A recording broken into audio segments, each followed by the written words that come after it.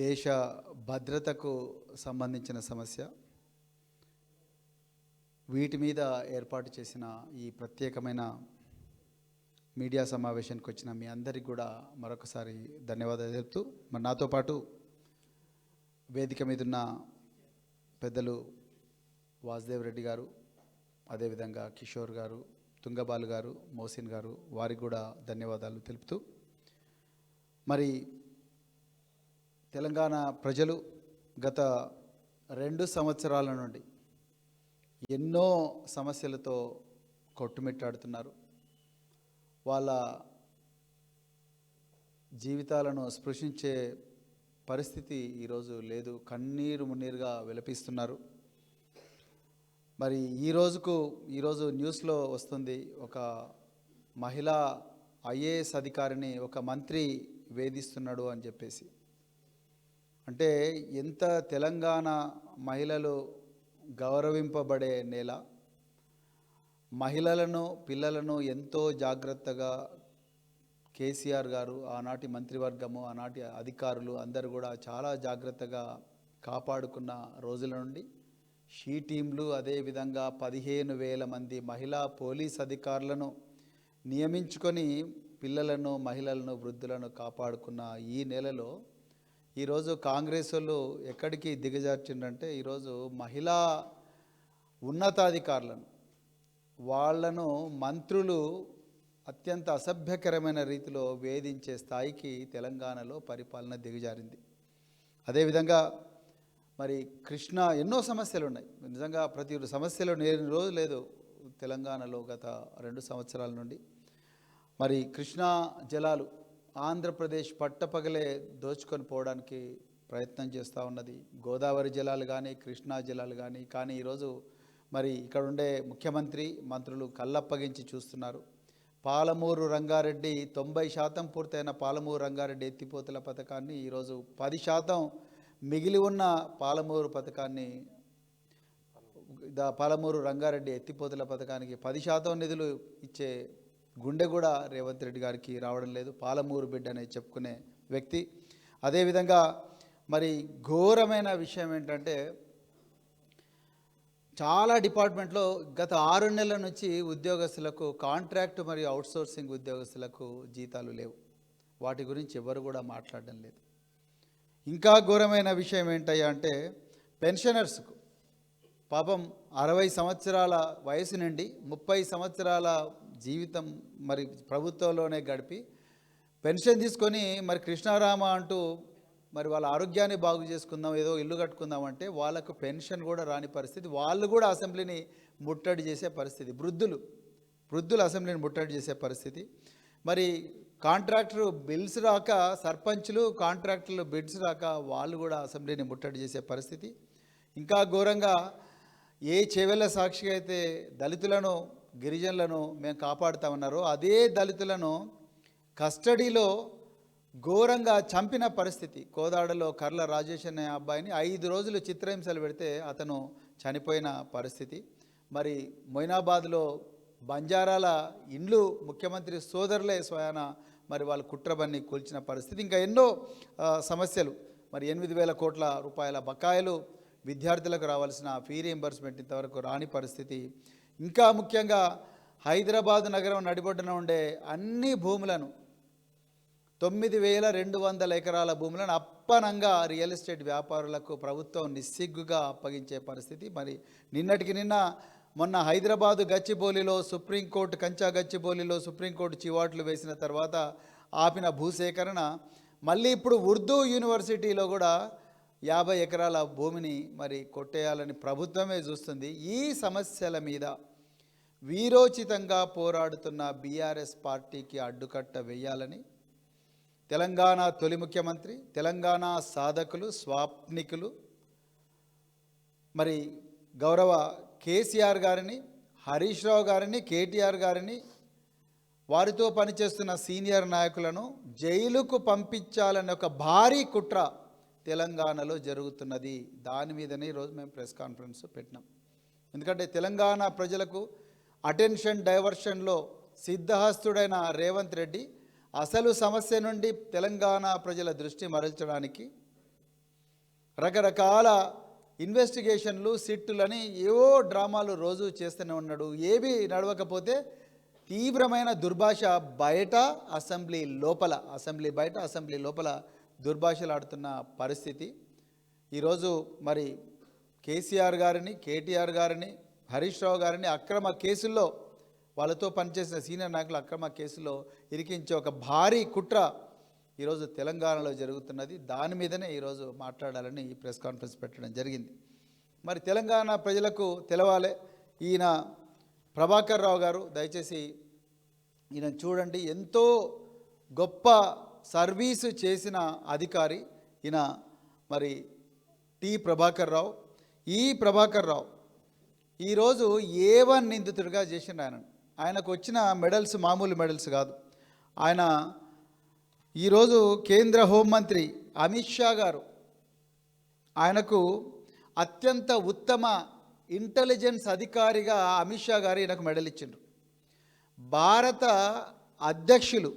భారతదేశపు యొక్క అధ్యక్షులు అంటే ప్రెసిడెంట్ ఆఫ్ ఇండియా ఈ ప్రభాకర్ రావు గారికి శౌర్య పథకం ఇచ్చిండు, పోలీస్ మెడల్ ఫర్ గ్యాలంటరీ. ఈ దేశంలో అలాంటి శౌర్య పథకం వచ్చిన వాళ్ళు ఒక 3,000 మంది, 3,000 నుంచి 4,000, 5,000 మంది మాత్రమే ఉంటారు ఈ దేశంలో. ఈ 75 సంవత్సరాల స్వాతంత్రం వచ్చిన చరిత్రలో అలాంటి వ్యక్తుల్లో ఒకడు మన ప్రభాకర్ రావు. అదేవిధంగా presidents police medal for distinguished service, అదేవిధంగా ఇండియన్ పోలీస్ మెడల్, అదేవిధంగా సేవా పథకం. అంటే ఆయన ఫోటోలోనే మీకు క్లియర్గా కనిపిస్తుంది, ఆయన చెస్ట్ మీద ఎన్ని మెడల్స్ ఉన్నాయో చూడండి. అలాంటి ప్రభాకర్ రావు ఈరోజు A1గా మార్చిండు రేవంత్ రెడ్డి ప్రభుత్వం. ఈ విషయం చెప్దామనుకున్నాం ఈరోజు తెలంగాణ ప్రజలకు. మరి ఆయన చేసిన పాపం ఏంది? చట్టబద్ధంగా డ్యూటీ చేయడమే ఆయన చేసిన పాపమా? ఇలా ఎంత ఘోరం అంటే, ఈ దేశంలో టెర్రరిస్టులను, వామపక్ష తీవ్రవాదులను కూడా 14 రోజుల పోలీసు కస్టడీలో ఎప్పుడు కూడా పెట్టరు. కానీ ఈ ప్రభాకర్ రావును, డాక్టర్ ప్రభాకర్ రావును 14 రోజుల పోలీస్ కస్టడీలో పెట్టడి, చిత్రహింసలు పెట్టడమే కాకుండా 200 గంటలు మళ్ళీ బయట కూడా ఆయనను విచారించిండ్రు. తెలంగాణ ప్రజలకు తెలవాల్సింది ఏంటంటే, ఈ ప్రభాకర్ రావు గారి మీద మిగతా అధికారుల మీద మిగతా అధికారులు ఇంకా చాలామంది మీద కూడా విపరీతమైన ఒత్తిడి రేవంత్ రెడ్డి ప్రభుత్వం తీసుకొస్తున్నది. ఏమని? మీరు ఎట్లని చేసి కేసీఆర్ గారి పేరు చెప్పండి. ఇప్పుడు వాళ్ళకి కావాల్సిందంత అదే, కేసీఆర్ గారి పేరు చెప్పండి, హరీష్ రావు గారి పేరు చెప్పండి, కేటీఆర్ గారి పేరు చెప్పండి, లేకపోతే వాళ్ళతో పనిచేసే సీనియర్ నాయకుల పేర్లు చెప్పండి, మిమ్మల్ని వదిలేస్తాం. వీళ్ళు అత్యంత కమిట్మెంట్తోని, నిజాయితీతోని, నిబద్ధతతోని ఈ దేశ రక్షణ కోసం ప్రాణాలు అడ్డుపెట్టి పోరాడితే వీళ్ళ మీద ఎంతో ఘోరమైన 3rd డిగ్రీ మానసిక టార్చర్ ప్రయోగిస్తున్నారు. వీళ్ళు నిజాలే చెప్తున్నారు. వీళ్ళు కేసీఆర్ గారి పేరు చెప్పడం లేదని, కేటీఆర్ గారి పేరు చెప్పడం లేదని, హరీష్ రావు గారి పేరు చెప్పడం లేదని ఇలా ఇంకొక ఘోరమైన డ్రామాకు రేవంత్ రెడ్డి ప్రభుత్వం తెరదీసింది. అది ఏంటయ్యా అంటే, సిట్టు 2024 మార్చి నెలలో ఒక ఏసీపీతో ఏర్పాటు చేసిండ్రు. ఆ ఏసీపీతో ఏర్పాటు చేసిన సిట్టులో ఏమీ తేలలేదు. ఇంకా మనకు తెలంగాణలో, మనకు తెలుగు రాష్ట్రాల్లో చాలా సీరియల్స్ ఉంటాయి. ఈ ట్యాపింగ్ వ్యవహారం అంతా కూడా సీరియల్స్ లాగా నడిపిస్తున్నాడు రేవంత్ రెడ్డి. కార్తీక దీపం, బ్రహ్మముడి, మరి మొగిలి రేకులు, మనసు మమత, చక్రవాకం, బిగ్ బాస్ షో, ఇక రాధమ్మ కూతురు, ఇట్లా రకరకాల సీరియల్స్ ఉన్నాయి కదా. ఇలాంటి సీరియల్స్ లాగానే ఈ ట్యాపింగ్ వ్యవహారం నడిపిస్తున్నారు. 2024లో మార్చి నెలలో దీన్ని రిజిస్టర్ చేసి, ఈ కేసును రిజిస్టర్ చేసి, దీని మీద సిట్ అనే ఒక సంస్థనేసి, దానికి ఏసీపీని హెడ్గా పెట్టి, ఆ ఏసీపీతోని 350 మంది విట్నెస్లను వాళ్ళను జూబ్లీహిల్స్ పోలీస్ స్టేషన్లో విచారించి, అందులో ఆ విట్నెస్లో నేను కూడా ఒకరిని, జూబ్లీహిల్స్ పోలీస్ స్టేషన్లో విచారించి వీళ్ళకు ఏమీ తెలవలేదు అని చెప్పి క్లియర్గా ఏమీ రాలేదని నిరాశకు గురైనరు పోలీస్ అధికారులు. ఇదంతా కాదని మళ్ళీ కొన్ని ఛానల్స్కు మీడియా లీకులు కూడా ముఖ్యమంత్రి కార్యాలయం ఇచ్చింది. ప్రతిరోజు కూడా ముఖ్యమంత్రి కార్యాలయం మీడియా లీకులు ఇస్తూ ఉన్నది. సో దీంట్లో ఏమీ తెలవలేదని చెప్పేసి ఇప్పుడు నలుగురు సీనియర్ ఐపీఎస్ అధికారులను తీసుకొచ్చి సిట్లో కూర్చోబెట్టిండ్రు. మళ్ళీ ప్రభాకర్ రావును పోలీస్ కస్టడీకి, గౌరవ సుప్రీంకోర్టు దృష్టిలో ఉండే ఈ కేసులో ప్రభాకర్ రావు గారిని మళ్ళీ ఈ పోలీస్ కస్టడీకి 14 రోజులు తీసుకున్నారు. మిత్రులారా, ఈ దేశంలో ఏ పోలీస్ అధికారిని కూడా 14 రోజులు పోలీస్ కస్టడీలో పెట్టి విచారించుండరు. అది కూడా is not an ordinary police officer, is highly decorated police officer who has sacrificed all his career for the security of this nation. ఈ దేశ భద్రత కోసం తన విలువైన సర్వీస్ని అంతా కూడా మరి ఇంటెలిజెన్స్ డిపార్ట్మెంట్లోనే పెట్టిన ఈ ప్రభాకర్ రావును 14 రోజులు పోలీస్ కస్టడీలో పెట్టిండ్రు. ఈ దేశంలో ఎక్కడ కూడా ఇలాగ జరిగి ఉండదు. ఈయన మీద రెడ్ కార్నర్ నోటీస్ ఇచ్చిండ్రు, ఈయన పాస్పోర్ట్ రివోక్ చేసిండ్రు. నిజానికి ఈయన చేసిన నేరమైంది నిజాయితీగా నిబద్ధతతో పనిచేయడం.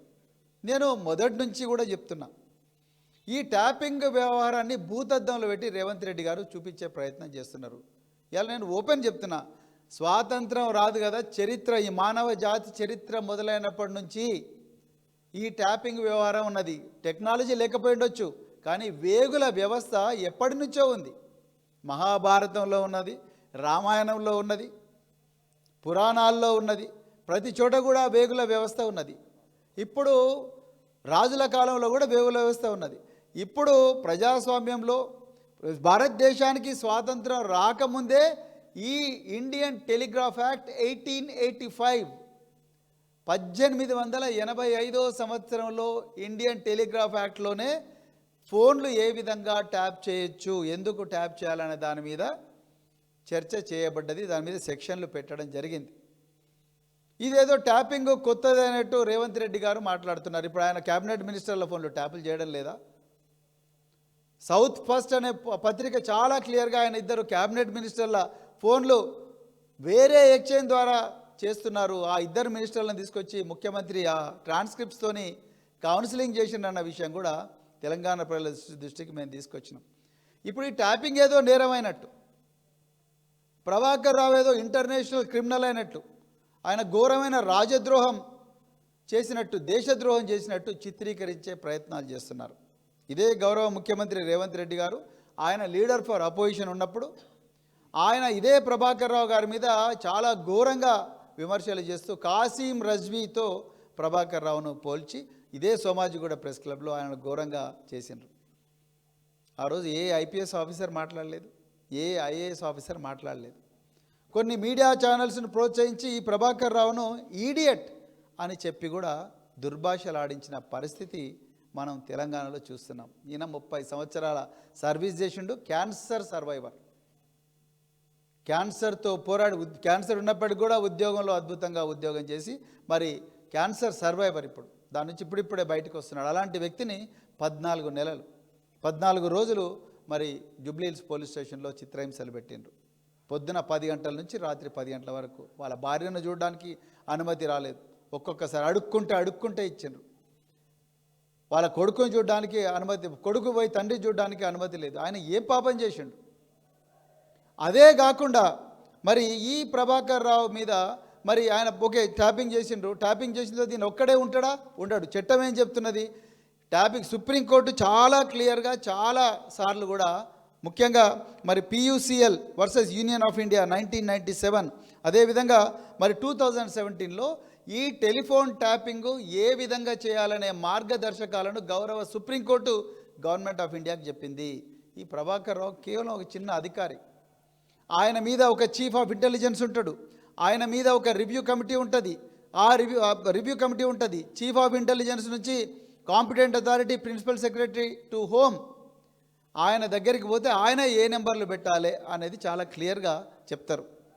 ఈ లిస్టు ఇవన్నీ మొత్తం కూడా డీజీపీ నుంచి ప్రిన్సిపల్ సెక్రటరీ దాకా పోతాయి. మరి డీజీపీ ఇక్కడ నిందితుడు కాలేదు, చీఫ్ ఆఫ్ ఇంటెలిజెన్స్ నిందితుడు కాలేదు, రివ్యూ కమిటీలో దాని చైర్మన్ ఎవరైతే చైర్పర్సన్ ఉన్నాడో చీఫ్ సెక్రటరీ నిందితుడు కాలేదు, లా సెక్రటరీ నిందితుడు కాలేదు, GAD సెక్రటరీ నిందితుడు కాలేదు. కేవలం ప్రభాకర్ రావును ఒక్కరినే పట్టుకొని మరి ఇది ఆయనను ఎట్లనే చేసిన కేసీఆర్ గారి పేరు చెప్పమని మరి ఫోర్స్ చేస్తూ ఉన్నారు. ఈయన చెప్పడం లేదు. వాళ్ళ ఆలోచనలు ఏవైతే ఉన్నాయో, వాళ్ళ వివక్షపూరితమైన ఆలోచనలు ఏవైతే ఉన్నాయో, వాళ్ళ కుట్రలకు ఈయన లొంగలేదు కాబట్టి, బెదిరింపులకు లొంగలేదు కాబట్టి ఇవాళ ఏం చేస్తున్నారయ్యా అంటే మళ్ళీ రెండవ ఇన్వెస్టిగేషన్ అని చెప్పేసి ఒక నలుగురు ఐపీఎస్ ఆఫీసర్లను తీసుకొచ్చి ఆ సిటీలో పెట్టి వాళ్ళ పిల్లలను తీసుకొచ్చి, ప్రభాకర్ రావు పిల్లలు వాళ్ళేదో వాళ్ళ బిజినెస్ వాళ్ళు చేసుకుంటున్నారు, 9 గంటల నుంచి 10 గంటల వరకు కూడా జూబ్లీ హిల్స్ పోలీస్ స్టేషన్లో బంధించి వాళ్ళకు అక్కడిదక్కడనే అన్నం తినేటప్పుడు 160 నోటీసులు ఇస్తారు. ఇచ్చి ఇగో నువ్వు అర్జెంటుగా రావాలి అని చెప్పి, నువ్వు వస్తే రా లేకపోతే జైలుకు పోతావా అని చెప్పి బెదిరిస్తున్నారు. ఆ పిల్లలు, ఆ పిల్లల బంధువులు, అదేవిధంగా ఆ పిల్లలు ఎవరైనా బిజినెస్లు చేస్తుంటే వాళ్ళ బిజినెస్ పార్ట్నర్లు, ఆ బిజినెస్లు చేసే వాళ్ళ కార్లు ఉంటే కార్ల డ్రైవర్లు, వాళ్ళ ఇళ్ళలో పనిచేసే వ్యక్తులు, వాళ్ళందరినీ కూడా తీసుకొచ్చి ఇలా బెదిరిస్తున్నారు. ఆ ప్రభాకర్ రావు గారి వియంకుడు ఎవరో ఉంటారు, ఆయనను కూడా చెన్నై నుంచి తీసుకొచ్చిండు పోలీసులు. ఆయన ఏం నేరం చేసిండు, ఆయన చిన్న హోటల్ బిజినెస్ చేసుకుంటాడు, ఆయనను కూడా తీసుకొచ్చి 9-10 గంటలు విచారించారు. అదే కాకుండా దీంట్లో కొంతమంది క్రైమ్ హిస్టరీ ఉన్న వ్యక్తులను కూడా దీంట్లో వాడుకుంటున్నారు. ఉదాహరణకు సంధ్యా శ్రీధర్ రావు, సారనాల శ్రీధర్ రావు అలియాస్ సంధ్యా శ్రీధర్ రావు, ఈయన మీద ఎన్ని కేసులు ఉన్నాయంటే దాదాపు ఇక అది పెద్ద చిట్టా. ఒక ల్యాండ్ గ్రాబర్ అంటే పీడీ యాక్ట్ కింద జైలుకు పోవాల్సిన వ్యక్తి ఈయన సంధ్యా శ్రీధర్ రావు. ఈయన మీద 30 కేసులు ఉన్నాయి, 1 కాదు 2 కాదు 30 కేసులు ఉన్నాయి. ఆ 30 కేసులు ఉన్న ఈ సంధ్యా శ్రీధర్ రావును పోలీసులు ఇగో చూడండి, Sandhya Sridhar Rao has cases of sexual harassment of women, forgery, criminal conspiracy, cheating, blackmailing, criminal intimidation, illegal construction and many more grave offences. మొన్నటికి మొన్న గచ్చిబౌలిలో ఉండే సంధ్యా కన్వెన్షన్లో సాక్షాత్తు ఈయన పెట్టిన రేవంత్ రెడ్డి గారు పెట్టిన హైదరాబాదే పోయి కూలగొట్టిండ్రు. ఈ సంధ్యా శ్రీధర్ రావును ఈరోజు ఈ ప్రభాకర్ రావు గారిని ఇబ్బంది పెట్టడానికి, ఇంకా మిగతా వాళ్ళందరినీ ఇబ్బంది పెట్టడానికి ఈయనను వాడుకుంటారు. ఈయన మీద దాదాపుగా 38 కేసులు ఉన్నాయి. 38 కేసులు ఉన్న వ్యక్తిని వాడుకొని ఆయనతోని సుప్రీంకోర్టు దాకా కూడా ఫైల్ చేయించిండ్రు కేసులు ఆయనతోని. ఎవరికి వ్యతిరేకంగా? ప్రభాకర్ రావు గారికి వ్యతిరేకంగా, మిగతా వాళ్ళందరికీ వ్యతిరేకంగా. అంటే అసలు ఈ క్రిమినల్స్ను వాడుకునే సంస్కృతి పోలీస్ డిపార్ట్మెంట్లో ఎక్కడి నుంచి వచ్చింది? అది కూడా సాక్షాత్తు ఒక ముఖ్యమంత్రి గారిని ఇరికించడానికి, ఒక ఇద్దరు సీనియర్ మాజీ మంత్రులను ఇరికించడానికి సిట్టింగ్ ఎమ్మెల్యేలు, తెలంగాణ కోసం 14 సంవత్సరాలు పోరాడిన వ్యక్తులు, వీళ్ళని ఇరికించడం కోసం మీరు క్రిమినల్స్ని వాడుకుంటారా? అది 40 కేసులున్న క్రిమినల్లు, ల్యాండ్ గ్రాబర్లను వాడుకొని వాళ్ళ ద్వారా నువ్వు ఎట్లని చెప్పు, లేకపోతే బిడ్డ నువ్వు అట్లా చేస్తున్నావు ఇట్లా చేస్తున్నావు అంటారు. మొన్న ఎమ్మెల్సీ నవీన్ కుమార్ గారిని పిలిచిన, ఆయన పాపం ఒక్క కేసు కూడా లేదు, ఆయన పని ఆయన చేసుకుంటున్నాడు. ఆయనను 70 సంవత్సరాలు ఉండే వాళ్ళ ఫాదర్ మీద కూడా నోటీస్ ఇచ్చిండ్రు. ఏందండి ఇక్కడ పోతుంది అసలు ఇన్వెస్టిగేషన్?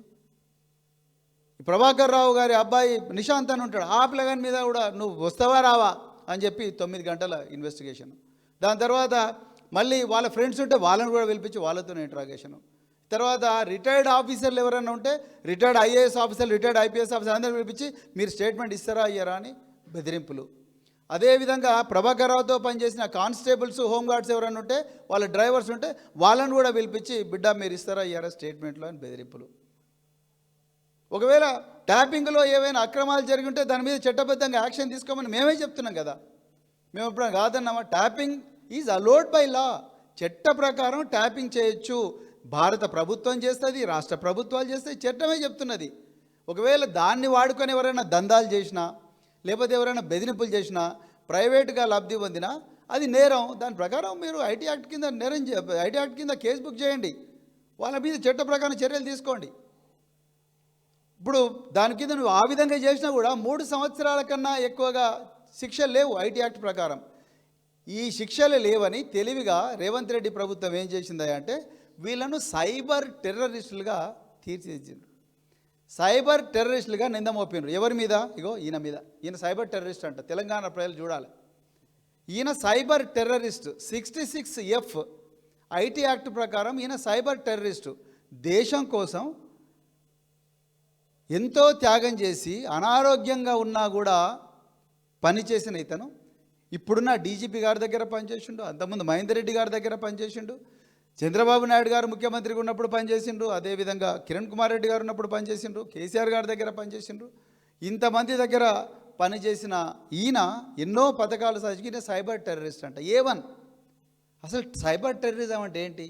ఈ దేశంలో నెట్వర్క్, రైల్వే నెట్వర్క్ కావచ్చు, ఎయిర్లైన్స్ నెట్వర్క్ కావచ్చు, లేకపోతే గవర్నమెంట్ వెబ్సైట్స్ కావచ్చు, గవర్నమెంట్ డేటా సెంటర్స్ కావచ్చు, NIC డేటా సెంటర్స్ కావచ్చు, పవర్ గ్రిడ్స్ కావచ్చు, రోడ్ నెట్వర్క్స్ కావచ్చు, టాల్ గేట్స్ కావచ్చు, ఇంకేమైనా హాస్పిటల్ నెట్వర్క్స్ కావచ్చు, వీటన్నిటినీ హ్యాక్ చేస్తే అది సైబర్ టెర్రరిజం అవుతుంది. ఆ నెట్వర్క్స్ని డిస్ట్రాయ్ చేస్తే సైబర్ టెర్రరిజం అవుతుంది. డేటా సెంటర్లను డిస్ట్రాయ్ చేస్తే సైబర్ టెర్రరిజం అవుతుంది. బ్యాంకులను డిస్ట్రాయ్ చేస్తే సైబర్ టెర్రరిజం అవుతుంది. ఈయన దేశాన్ని రక్షించిండండి. ఇతను దేశాన్ని రక్షించిండు. ఈయన చేసిన నేరం ఎంత ఏందా అంటే ఇప్పుడు ఆయన నోటి ద్వారా కేసీఆర్ గారి పేరు రావట్లేదు. అందుకొరకు కేసీఆర్ గారి పేరు రావాలి, హరీష్ రావు గారి పేరు రావాలి, కేటీఆర్ గారి పేరు రావాలి, అర్జెంటుగా వాళ్ళని జైల్లో పెట్టాలి. అది రేవంత్ రెడ్డి గారు ప్రతీకార వంచతోని రగిలిపోతూ ఉన్నారు.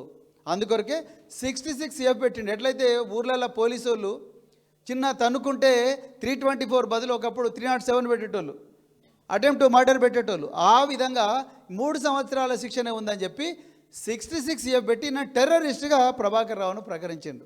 దాంతో ఆయన ఇప్పుడు బెయిల్ లేకుండా ఉండాలి. కాకపోతే గౌరవ దేశంలోని అత్యున్నత న్యాయస్థానం సుప్రీంకోర్టు ఈ నిజానిజాలు చూసింది కాబట్టే ఈ ప్రభాకర్ రావు గారికి ఇంటరిం బెయిల్ ఇచ్చారు. ఆ ఇంటరిం బెయిల్ను క్యాన్సిల్ చేయమని కనీసం అంటే 30 కోట్ల రూపాయలు ఖర్చు పెట్టింది రేవంత్ రెడ్డి ప్రభుత్వం. ఎవరి డబ్బులండి ఇవి? ఆ చక్రధర్ గౌడ్ ఆయన మీద 10 కేసులు ఉన్నాయి, రకరకాల కేసులు ఉన్నాయి. ఆ చక్రధర్ గౌడ్ పంజాగుట్టలో ఒక ఫేక్ కేసు పెడితే ఆ ఫేక్ కేసు నిజమని చెప్పి నమ్మించడం కోసం సిద్ధార్థ లూత్రా లాంటి పెద్ద పెద్ద లాయర్లను తీసుకుపోయి కొట్లాడిండ్రు. అరే దేశంలో అడిషనల్ సొలిసిటర్ జనరల్, బీజేపీ ప్రభుత్వంలో ఉండే అడిషనల్ సొలిసిటర్ జనరల్ ఈ ప్రైవేటు కేసులను వాదించనీకి వస్తున్నాడు. అంటే బీజేపీ కాంగ్రెస్ మిలాఖత్ కాకపోతే ఇది ఎట్లా జరుగుతుంది? How can an additional solicitor general of government of India comes to Supreme Court and then argues in favor of somebody who is fighting his private case? ఏ విధంగా వీలవుతుంది? అసలు ప్రభుత్వ అడిషనల్ సొలిసిటర్ జనరల్ ఇట్లా private కేసులు వాదించవచ్చా? దాదాపు 15 కోట్ల నుంచి 20 కోట్ల రూపాయల డబ్బులు ఈ ఫేక్ కేసులను కాపాడుకోవడానికి పెడుతుంది రేవంత్ రెడ్డి ప్రభుత్వం. మేము ఈరోజు మళ్ళీ చెప్తున్నాం, ఇంకో ఇన్ని అక్రమాలు చేస్తూ ఉన్నారు. మేము మళ్ళీ పోలీస్ ఆఫీసర్లు ఒకటే రిక్వెస్ట్ చేస్తున్నాం, ఎవరు కూడా శాశ్వతంగా అధికారంలో మేము ఇప్పటికి కూడా చెప్తున్నాం, దీంట్లో ఉండే ఆఫీసర్ల పేర్లు మేము తీయడం లేదు. మాకు ఆ కల్చర్ నేర్పించలేదు కేసీఆర్ గారు. అది కరెక్ట్ కూడా కాదు, అంతటి కుసంస్కారం కాదు. ఒకప్పుడు రేవంత్ రెడ్డి గారు లీడర్ ఫర్ అపోజిషన్ ఉన్నప్పుడు విచ్చలవిడిగా ఆఫీసర్ల పేర్లు తీసుకున్నాడు. కానీ మేము అట్లా ఆఫీసర్ల పేర్లు తీసుకోవడం లేదు. ఎందుకంటే రేపు మా పార్టీ అధికారంలోకి వచ్చిన తర్వాత కూడా మళ్ళీ మీలాంటి వాళ్ళతోనే పనిచేయించాల్సి ఉంటుంది. మేము ఒక్కటే రిక్వెస్ట్ చేస్తున్నాం, ఏ పోస్టులు కూడా పర్మనెంట్గా ఉండవు. ఈ పోస్టులు శాశ్వతం కాదు, చట్టమే శాశ్వతం, రాజ్యాంగమే శాశ్వతం, ధర్మం శాశ్వతం, న్యాయం శాశ్వతం. మీరు ఈ పోస్టులు ఇవాళ ఉంటారు, రేపు పోతారు, ఎల్లుండి రిటైర్ అయిపోతారు. ఈ రిటైర్ అయ్యి ఒక 3 రోజుల ముచ్చట ఉండే ఈ పోస్టుల్లో ఆ పోస్టుల్లో ఉండాలనో లేకపోతే ముఖ్యమంత్రి గారు హోంమంత్రి గారి మెప్పు పొందాలనో మీరు అడ్డదారులు దొక్కుతున్నారన్న ఆందోళన మాకు కలుగుతూ ఉన్నది. ఇది మంచి సంస్కృతి కాదు. నా పోలీసు మిత్రులకు నేను చెప్తా ఉన్నా, IASలో ఉండే మిత్రులకు కూడా చెప్తా ఉన్నా. ఇవాళ ప్రభాకర్ రావుకి ఇవాళ అయింది, రేపు మీకు కూడా కాదని గ్యారంటీ ఉన్నది. రేవంత్ రెడ్డి గారి గురువు గారు ఉన్నారు చంద్రబాబు నాయుడు గారు, 16 మంది ఆఫీసర్లను పోస్టింగ్ లేకుండా ఘోరంగా అవమానించిండు. 6 నెలల పాటు 3 జైలుకు పంపించిండు. 3 సీనియర్ IPS ఆఫీసర్లను జైలుకు పంపించిండు. 16 మందిని ఒక రూమ్లో పడేసి మీకు 6 నెలల పాటు పోస్టింగ్లు ఉండవని చెప్పిండ్రు. ఏమనంటే మా బుక్ ఉన్నదోటి, ఆ రెడ్ బుక్లో మీ పేర్లు ఉన్నాయని చెప్పేసి. అదే దారిలో రేవంత్ రెడ్డి గారి ప్రభుత్వం కూడా పోతా ఉన్నది. నేను ఒక్కటే రిక్వెస్ట్ చేస్తున్నా, అధికారులారా మీకు చేతులు జోడించి చెప్తున్నా, ఒకప్పటి మీ సహచరులుగా చెప్తున్నా, దయచేసి చట్టాన్ని గౌరవించండి. ఎవరి మెప్పు కోసమో, ముఖ్యమంత్రి గారి మెప్పు కోసమో, ముఖ్యమంత్రి కార్యాలయంలో ఉండే కొందరు దుర్మార్గులు ఎవరైతే స్వార్థపరులు ఉన్నారో, కబ్జాదారులు ఉన్నారో, వాళ్ళందరి మెప్పు కోసమో, వాళ్ళను ఖుషి చేయడం కోసమో మీరు ఇలాంటి అడ్డదారులు దొక్కి మీ ఓన్ కొలీగ్ను, మీతో పాటు 30 సంవత్సరాలు పనిచేసి దేశం కోసం అన్ని త్యాగాలు చేసిన ప్రభాకర్ రావు గారిని, లేకపోతే అలాంటి వాళ్ళు ఇంకెవరైనా ఉంటే వాళ్ళని ఇబ్బంది పెట్టకండి. వాళ్ళ కుటుంబ సభ్యులను వాళ్ళ కుటుంబ సభ్యులను ఇబ్బంది పెట్టకండి. వాళ్ళకేం తెలుస్తుంది? కుటుంబ సభ్యులకు వాళ్ళ పని వాళ్ళు చేసుకుంటారు. ఆఫీసర్లుగా మనం ఉంటాం. వాళ్ళని తీసుకొచ్చి మనం పోలీస్ స్టేషన్లలో గంటల తరబడి విచారించడం ఏంది? ఒకప్పుడు పంజాబ్లో టెర్రరిజం బలంగా ఉన్న రోజుల్లో ఎంతో గొప్పగా పనిచేసిన అధికారులను టెర్రరిజం అంతా అంతమైపోయిన తర్వాత వాళ్ళందరి మీద ట్రిబ్యునల్ వేసి వాళ్ళందరి మీద ఇట్లనే ఘోరంగా ఈరోజు ప్రభాకర్ రావుని ఏ విధంగా అయితే సతాయిస్తున్నామో ఆ విధంగా సతాయించినందువల్ల, వాళ్ళను పూర్తిగా టార్చర్ చేసినందువల్ల వాళ్ళందరూ రైలు పట్టాల మీద పడి ఆత్మహత్య చేసుకున్నారు ఐపీఎస్ ఆఫీసర్స్. ఆ పరిస్థితి తెలంగాణకు తీసుకురక్కండి. రేవంత్ రెడ్డి శాశ్వతం కాదు, ఎవరు శాశ్వతం కాదు. అలాంటప్పుడు మీరు చట్ట ప్రకారమే డ్యూటీలు చేయండి. Don't cross the line, please don't cross the line and don't stoop down to the lowest levels. Professional ethics follow చేయండి. అంతే తప్ప ఇట్లా మీరు ఈ కేసును తిమ్మిని బమ్మి చేయాలని ఎట్లనే చేసి కేసీఆర్ గారి పేరు తీసుకురావాలి, కేటీఆర్ గారి పేరు తీసుకురావాలి, హరీష్ రావు గారి పేరు తీసుకోవాలి, ఇంకా మిగతా సీనియర్ నాయకుల పేర్లు తీసుకురావాలని మళ్ళీ ఇచ్చిన వాళ్ళకి ఇచ్చిన నోటీసులు ఇవ్వకండి. మళ్ళీ ఆయన చిరుమర్తి లింగ గారికి ఇచ్చిందంట, మళ్ళీ జైపాల్ యాదవ్ గారికి ఇచ్చిందంట, తర్వాత మొన్న కూకట్పల్లి ఎమ్మెల్యే కృష్ణారావు గారికి ఇచ్చినట్ట, వాళ్ళ అబ్బాయికి కూడా నోటీస్ ఇచ్చినట్ట, మొన్న ఎమ్మెల్సీ నవీన్ గారికి ఇచ్చినట్ట, వాళ్ళ ఫాదరు 70 సంవత్సరాల ముసలాయన, పాపం ఆయనకేం తెలుస్తుంది, కొండలరావు గారికి ఆయనకు నోటీస్ ఇచ్చినట్ట. ఇట్లా ఎంతమందికి నోటీస్ ఇస్తారు? ఏంది అసలు? రేవంత్ రెడ్డి గారిని కృషి చేయడానికి కోసం ఇంతమందిని ఇబ్బంది పెట్టాలన్నా మీరు? అసలు మీరు సిట్టేయాల్సింది ఎవరి మీద? రేవంత్ రెడ్డి గారు ఒకసారి ఆలోచించండి. సిట్టేయాల్సి ఎవరి మీద? కోదాడలో పోలీసుల కస్టడీలో చచ్చిపోయిన కర్ల రాజేష్ ఎట్లా చచ్చిపోయిండో చేయండి.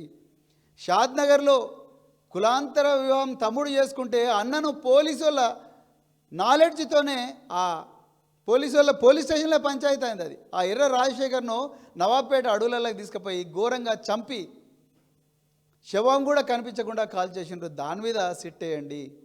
9200 హిల్ట్ స్కామ్ ఉంది, దాని మీద సిట్ వేయండి. మహిళా ఐఏఎస్ అధికారులను కొంతమంది మంత్రులు అసభ్యకరమైన రీతిలో వేధిస్తున్నారు. మీకు దమ్ముంటే దాని మీద సిట్ వేయండి. నేను ఇవాళ ఐపీఎస్ ఆఫీసర్ అసోసియేషన్ అడుగుతా ఉన్నా, తెలంగాణ ఐఏఎస్ ఆఫీసర్ అసోసియేషన్ అడుగుతున్నా, మీరు కేవలం నామకే వాస్తే ఉన్నారా? మీరు కేవలం ఉత్సాహ విగ్రహాలేనా? ఎందుకు మీరు ఖండించరు ప్రభాకర్ రావు మీద జరుగుతున్న దాడిని? ఎందుకు మీరు రేపు మీకు రాదని గ్యారంటీ ఏమున్నది? ఎందుకు ఐఏఎస్ ఆఫీసర్ల మీద జరుగుతున్న ఈ వికృత దాడి ఏదైతే ఉందో దాని మీద ఐఏఎస్ ఆఫీసర్స్ అసోసియేషన్ ఎందుకు మౌనంగా ఉంది? ఎందుకు ఐపీఎస్ ఆఫీసర్స్ అసోసియేషన్ మౌనంగా ఉంది? ఒక వ్యక్తిని పట్టుకొని, హైలీ డెకరేటివ్ ఆఫీసర్ని పట్టుకొని ఈడియట్ అంటుంటే కూడా ఎవరు మాట్లాడడం లేదేంటి? రేపు మీకు రాదని అనుకుంటున్నారా మీరు? అందుకొరకు నేను మళ్ళీ రిక్వెస్ట్ చేస్తున్నా మా పోలీస్ కొలీగ్స్ను, నా ఆవేదన చెప్తున్నా, ఇది వాస్తవం, కానీ ప్రజలందరూ కూడా గుర్తించాలి. ఇదొక ఘోరమైన కుట్రపూరితంగా ఈరోజు రేవంత్ రెడ్డి ప్రభుత్వం వ్యవహరిస్తున్నది. నేను మళ్ళీ మీరు ఆయన చదరంగంలో ఆయన ప్రతీకారేచ్ఛతో రగిలిపోతూ ఉన్నారు ముఖ్యమంత్రి గారు. దాంట్లో మీరు ఆఫీసర్లు పావులు కాకండి. మీరు చట్ట ప్రకారం ఏం చేయాలో అదంతా చేయండి, అంతే తప్ప అడ్డదారులు దొక్కి ముఖ్యమంత్రి గారిని కృషి చేయాలనే ప్రయత్నం చేయకండి. చాలా సమస్యలు ఉన్నాయి రాష్ట్రంలో. ఇలా విద్యాశాఖ కమిషనర్ ఆఫీస్ ముందర 100 మంది పోరాటం చేస్తూ ఉన్నారు. Ministry of small medium micro enterprises వాళ్ళు పోరాటం చేస్తూ ఉన్నారు. ఎందుకోసం చేస్తున్నారు? 15,000 రూపాయల బెంచీలను 33,000 రూపాయలకు కొనుక్కుంటూ 150 కోట్ల స్కామ్ జరిగిందని. కాగజ్ నగర్లో మున్సిపల్ కార్మికులు గత 16 రోజులుగా 6 నెలల నుంచి జీతాలు లేవని పారిశుద్ధ్య కార్మికులు పోరాటం చేస్తూ ఉన్నారు. ఆకలి చావులు చేస్తూ ఉన్నారు. వాళ్ళ మీద సిట్ వేయండి, వాళ్ళకి డబ్బులు రిలీజ్ చేయండి. పోలీస్ అధికారులారా, మీకు ఏమైనా దమ్ముంటే ఈ 150 కోట్ల స్కామ్ మీద ఇన్వెస్టిగేట్ చేయండి. 9,200 కోట్ల హిల్ట్ స్కామ్ మీద ఇన్వెస్టిగేట్ చేయండి. అంతే తప్ప మీ ఓన్ కొలీగ్స్ మీద ఏ విధంగా మీరు ఇంత 3rd డిగ్రీ పెడతారు? అదేవిధంగా ఈ ట్యాపింగ్ అనేది, నేను మళ్ళీ చివరిగా ఒకటే చెప్తున్నా, ట్యాపింగ్ ఈజ్ లీగల్, చట్టబద్ధంగానే ట్యాపింగ్ జరిగింది.